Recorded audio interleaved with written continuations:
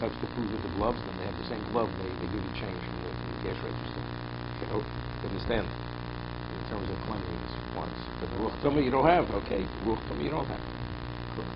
Germs is another issue. No. It's only on germs.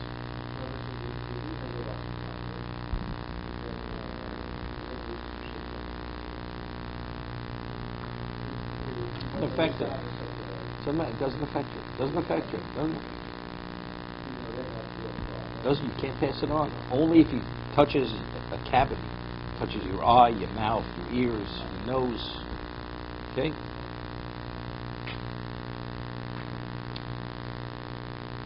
If sheikh yodov v'tochi shel mayim. Yeah? Person had a basin of water and he puts his hands in the bowl and he swishes his hand around in the bowl. So what is he doing? Cleanliness is cleaning his hands. It's a cleansing process. Oslo netila kriyishma l'tefillah. In terms of, are you qualified to daven? Your hands, person's left. It's his hands. When you sleep, you touch your body. You touch parts of your body when you realize what you're touching. So before you daven, you have a basin of water. You put your hands in the basin. You swish your hands around. It's valid in terms of kriyishma and tefillah. Because you cleanse. In terms of hygienically speaking, you cleanse your hands. You cleanse them. But to release the ruch tumah, you have to undergo this procedure. Ordinarily, 3 times in each hand. What about if you had 3 different, we spoke about, even if you put it in a mikvah. 3 different mikvahs. Take your hands out, put them back 3 different times, or 3 different basins. Meaning the question is, does the water have to be poured on your hands? Or even if you immerse your hands in the water 3 times, that's the equivalent. See, the Mechaber says you should stop it. It's not simple. Yeah, it's questionable whether the procedure is only when you pour, not when you insert your hands in the water. Yes, listapek im oslo lavi ruch tumah. Let's read the text that we're talking about.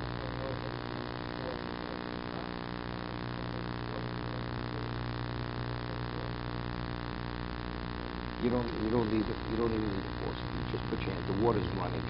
It has to come as a gush. The water just running. You just put your hand in and out under the water. So that's good enough. The ruch tumah.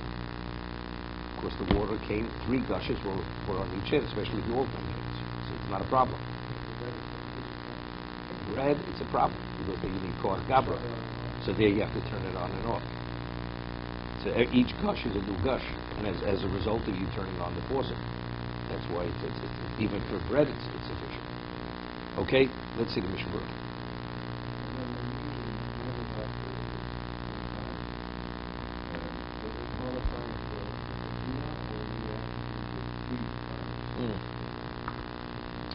Tefillah only because after you wash the Neglavah, so you dress yourself. So your hands are not clean. Put on your shoes. Your hands are not clean, so you should wash when you come here. Even once on each hand is enough. You don't do more than once on each hand. Okay? The kriyishma tefillah. B'yuchal levorech al til shadayim. You can even say the bracha, even though it did not qualify for Neglavah. Da'amina b'kiyov rochzu b'menu v'lo b'tocho. In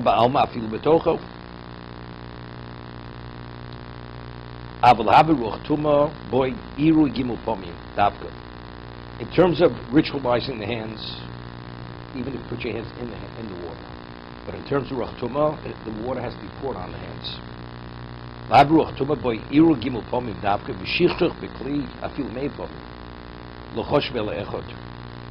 says, we're talking the same basin. You have a barrel that has 50 gallons of water in the barrel. You put your hands in the barrel. The moment you put your hands in the barrel, you contaminate every bit of that water. So the water, because the Mechaber says it's unresolved, whatever you have 3 basins of water, and you put your hands in 3 separate basins, he says maybe it is valid. Why it may not be? Because the only way it can be removed is only if it's poured on the hands. But if you put your hands into one basin, and then you want to reinsert them in that same basin or barrel, it's not valid. Because the moment you put your hands in the water, you contaminate the water. The water's contaminated. That's what he says. It's considered spent water. It's contaminated water. Therefore, that's what the Mechaber has a question. What about if you have 3 separate basins? and you put your hand separately in each basin, which the next basin of water his hands did not come in contact with. Even inserting your hands in the water is sufficient. That's the question of the Machaber. Is it only through pouring, or as long as the water is not contaminated and you insert it 3 times, that's sufficient? 1 second. Oh, the only way the Ruach Tumah can be released, you have to pour it on your hands. So let's say you have a river. A river, you don't contaminate the water, or mikveh. And you put your hands in the mikveh or the river 3 times. Or let's say you have snow. 3 different locations. You insert your hands up to your wrist in snow. Same thing.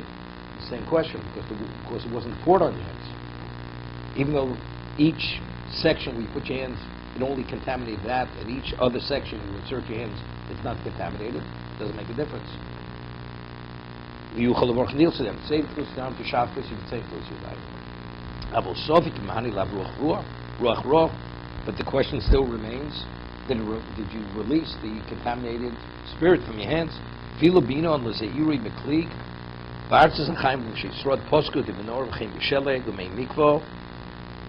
Oretz Chaim, which is the Malbim of Bushi Srod, which is a comment in Shulchan Aruch, writes that if you insert your hands in the mikvah or snow or a river, mahani afal haruach ro, although you didn't pour, filo eibem arboim so, even if they were now 40 so, ein shom od Oretz Chaim, but it's not so simple. That's what they rule. They differentiate. The Mechaber, they want to say, only has a question where it's a basin of water. But if it's a body of water which has the ability to purify, if you put your hands into that location 3 times, although you're not pouring it on, it would release the Ruach Tumah. That's what they say.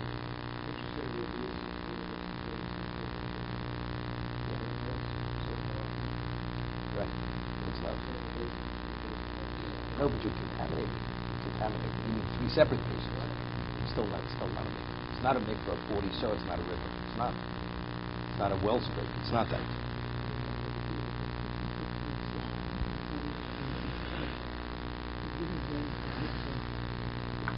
You put your hands in the same mikvah 3 times, it's fine. According to these opinions. Because it's a vessel. It's water in a vessel. Water in a vessel becomes contaminated. You cannot be contaminated with it. Doesn't make a difference. But it's contained in the ground. It's not contained in the vessel. The water in the mikveh cannot become contaminated. The woman goes into the mikveh. She's contaminated. Yeah, I understand that. Right, again, but it's something, a mikveh cannot be contaminated. The river cannot be contaminated. Cannot. Makes a difference. The mikveh does not be connected to this place. Don't have to connect to this. No, it doesn't. No.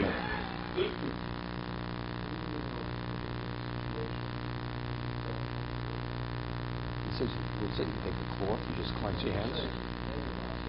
No, he said earlier, they said it's not going to help. You will not release that contaminated spirit. And you want to daven. You don't. There is no alternative. There is no alternative. Correct? But you have to cleanse your hands.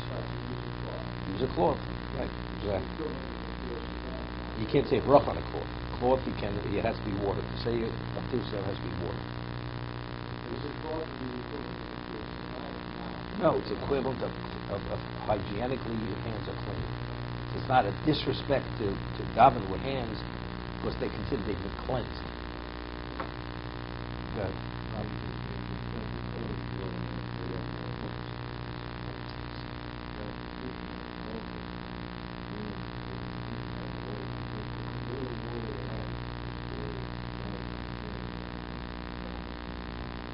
Okay.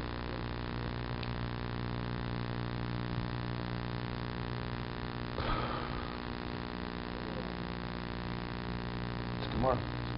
Kiva was in prison before they put him to death. So when he's talking, he asked for water. The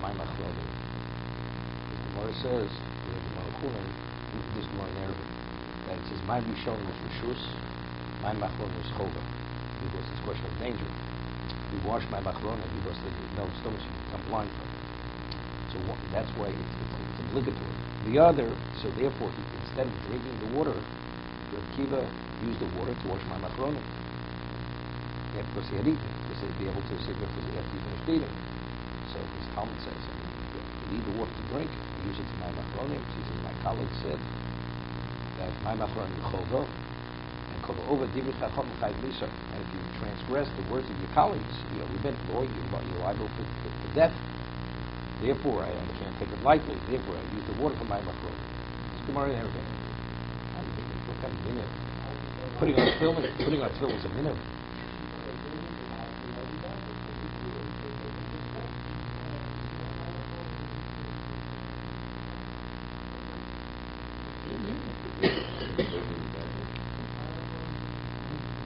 It could be, but it's not in terms of the way it's according to the Vilna, you have to use a cup and you have to use a revius. That's the little shikha. Because the Gemara in Chulin, when it differentiates my Mishna Berura, it doesn't say you don't need a revius. My Mishna you can use hot water. My Machrona you cannot use hot water. It makes all the differentiations. But when it makes the differentiations, it doesn't say one you need a cup, the other you don't need a cup. And it doesn't say one you need a revius, the other you don't need a revius. The Vilna proves from the Gemara, because that is not one of the differentiations, that my machrona you need a cup and you need a revius. Although you only wash till your knuckles, you don't have to wash above the knuckles. You wash.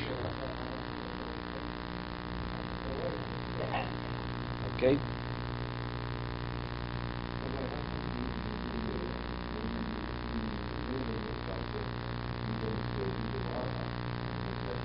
Okay, we discussed this.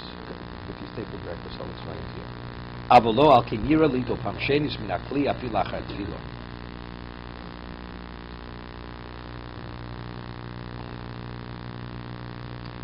Okay, now this comes up very often, which was night. The person didn't sleep, right? The person didn't sleep. Do you have ruach ra on your hands? Is ruach ra directly connected to sleeping, or it has to do with nighttime? So what's the halachic question? The correct question. You stay up all night, you have ruach ra. If you take an afternoon nap, if it's night and not sleeping, so even if you take a nap during the day, you don't have to wash my machrona. You don't have to wash negulas. It's left unresolved. Is it the nighttime period when it ends? The ruach tumah comes at the end of the nighttime period, or it's when you've slept, or it's a combination of both. It's unresolved. So therefore, even if you take a nap during the daytime, let's say for 25 minutes, which is considered sleeping, you wake up, you have to wash my machrona. You have ruach tumah. You stay up all night at shuas, although you didn't sleep. It's not you dozed off during the rabbi's shir for about half an hour, right? You still have to wash my machrona. I mean, negulas in the morning till Sidai. With the bracha. What? 4 times. With the bracha, what is the question? It's like sleeping. Why? If you're up all night, you may have ruach tumah. So you may have ruach tumah. So that's no different than sleeping. So when you sleep, you wash 4 times. According to the Vilna Gaon. For the same reason. The exact same reason.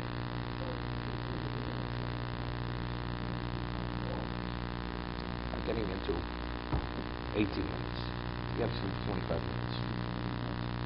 Okay, let's see the